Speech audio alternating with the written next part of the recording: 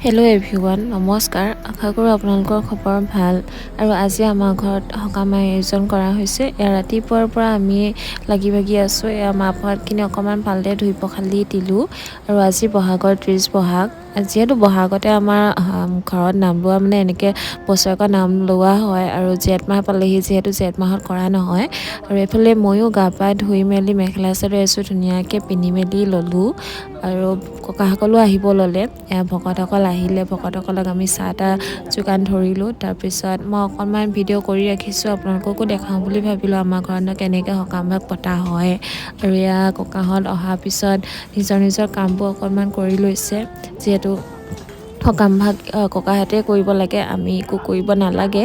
আৰু এইফালে আমাৰ ঘৰৰ মানুহবোৰ আহিলে, ডাঙৰ ঘৰ আইতা বমা আমৈদৌ। আৰু সকাম শেষ হ'লে মাহ প্ৰসাদ লৈ ময়ো ৰাওনা হৈছোঁ আৰু ভণ্টিও ৰাওনা হ'ল ঘৰলৈ বুলি। তো আজিলৈ আহিছোঁ, বাই বাই।